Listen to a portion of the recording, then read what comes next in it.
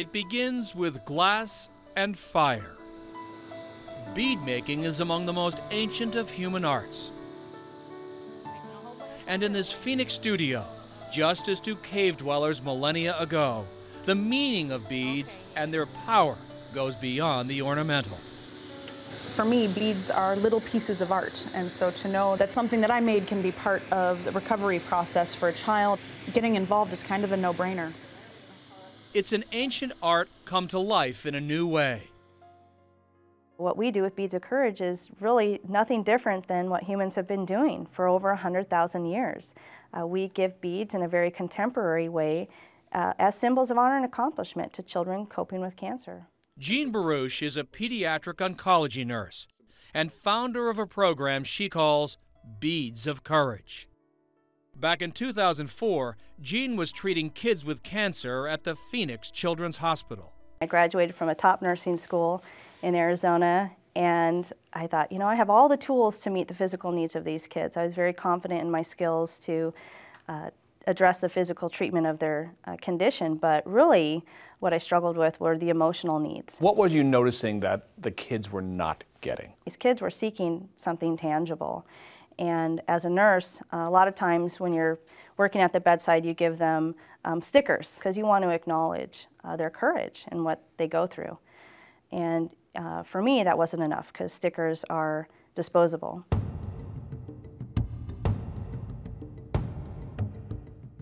It just so happens that Arizona is also home to the Bead Museum, the only museum in the world devoted exclusively to beads. After a visit, Jean had a plan. Design a nationwide program in which a series of handcrafted beads could be given to every child fighting cancer, a specific bead for every step of their medical journey. White beads, chemotherapy, you'll see a lot of these beads on all of our kids' strands. Blue bead for clinic visit, every time they've had to miss school to receive treatment in the clinic. Yellow bead, every time they're away from the comforts of home. Red bead for every time their life is dependent on a blood transfusion. Brown bead is the bead most kids don't look forward to getting because it's given during hair loss, and the list goes on. It's a cupcake bead. Okay, that's pretty sweet.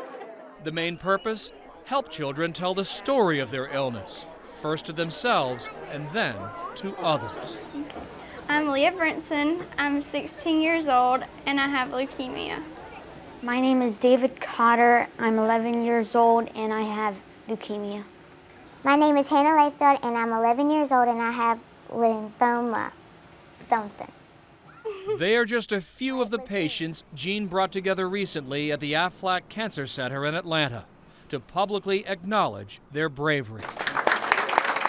It's an honor to be here today to celebrate your courage. On an annual basis, there are over 10,000 children diagnosed with cancer.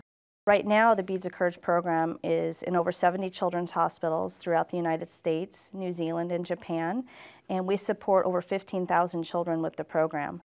What kind of procedures do you have here? I have lumbar punctures, spinal taps. I've had 2 surgeries. Bone marrow tests in my hip, and I get chemo.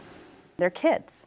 So how can kids explain to their family or their relatives or their close acquaintances, I have childhood cancer, look at all that I've gone through. Before Beads of Courage, really all they had was the physical manifestations. Now they can hold up their strand of beads and say, every bead on here honestly is something that I've experienced something painful or uncomfortable. During 2 years of treatment, a child in the program averages 500 beads. Some have more than 1,000. Do you have a favorite? My favorite is the anchor, and it represents like friends and family and caregivers, and it also represents like hope during like stormy times, kind of. Are you still struck, touched when you see a child walk in a room and you see so many beads and realize what they've been through? Always, always. When we were in Atlanta, I saw a dad walking in with all the beads. I mean, he looked like King Tut. That dad is Joe Wampler. His 6-year-old daughter, Olivia, is battling a cancerous brain tumor. My daughter can't, they're too heavy for her to wear.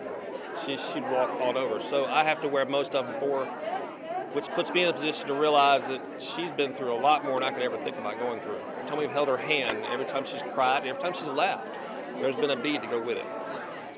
Perhaps the most moving stories for Jean Baruch are from families of children who lost their fight. One mother in particular, she said, I have those beads hanging in a shadow box, and they hang outside my bedroom door, and I can see them when I'm lying in bed, and there's some days I don't want to get out of bed, but I look at those beads and I say, you know what? Your 7-year-old daughter went through all of that. You can get through today. So it's really powerful. You ready? Yep. She has a brain tumor like me. At the Phoenix Children's Hospital, where the program began, 10-year-old Callie Rebholz is undergoing treatment for a brain tumor.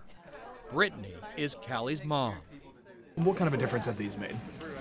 I definitely think it makes a difference in her being brave and tough and getting through different things as a kid. She's a really strong girl. When your friends came the other day, did you show them your beads?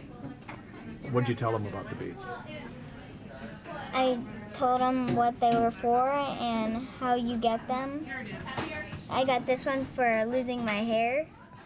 A child who can laugh about losing her hair says everything you need to know about the power of something so simple. Are you ready for your surgery? Okay. Beads of courage, like little purple hearts made of glass and fire and caring. These beads seem like such a little thing. They seem like it, but they're absolutely not. No.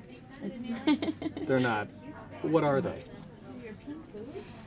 They're more of like beads of life.